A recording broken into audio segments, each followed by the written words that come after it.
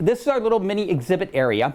Walter Meyer welcomes visitors to the Lambda archives. We are the LGBTQ Historical Society of San Diego. We collect, preserve, and teach the history of San Diego and Imperial counties in northern Baja California, Mexico. Meyer is the manager of the archives, which officially opened its doors as a nonprofit back in 1987. Right away, visitors to the archives are greeted with a big variety of memorabilia, from an all-leather outfit worn by the singer Rob Halford, who lived in Hillcrest. If you're a Judas Priest fan, you recognize the name. When he came out as gay, he took a lot of grief for it. To a banner with a bright red heart and the words, Blood Sisters. The Blood Sisters were a group of lesbians who in the early days of AIDS stepped up to donate blood for their sick gay friends. In fact, there are many pieces of history that remind visitors about the AIDS crisis. For example, an artifact from Auntie Helen's, a store in North Park that originally helped people with AIDS do their laundry.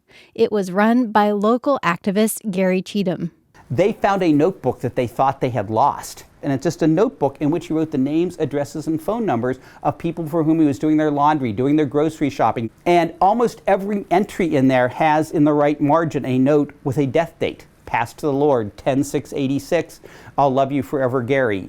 And just it's mute testimony to the horrors of the early days of AIDS, and this poor man who, as he himself is sick, is trying to take care of so many of his friends and so many of their needs. But Lambda Archives also has an extensive library of books by and about members of the community, plus thousands of photos. And then what Meyer really likes best.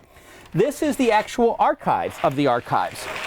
Actual artifacts from local LGBTQ history.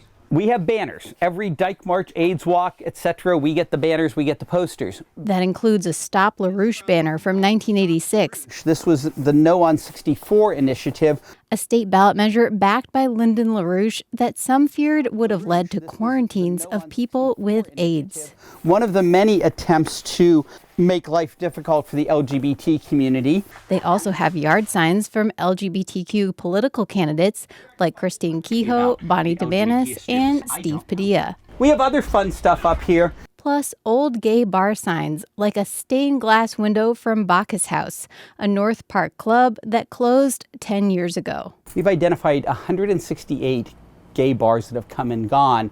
The peak was 1986, 40 were open at once. And then whether AIDS took its toll or just they hit saturation point, like a neighborhood can only support so many dry cleaners till some of them have to go out of business.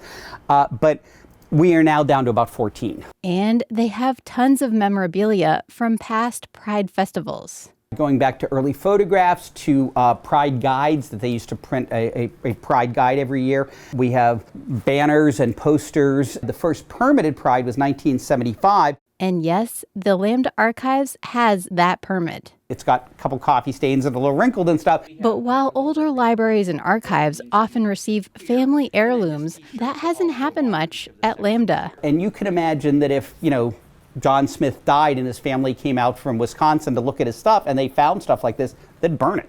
That's part of the challenge of running an LGBTQ archives. Because the world was so closeted back then, we don't have a lot of really early stuff. Prior to the 80s and 90s, really, most people didn't want their picture taken in gay pride or taken in a gay bar. It could ruin your life. He says that's why it's important to store what they do have and items from more recent history to remind people in the future that LGBTQ discrimination wasn't that far in the past. Claire Trageser, KPBS News.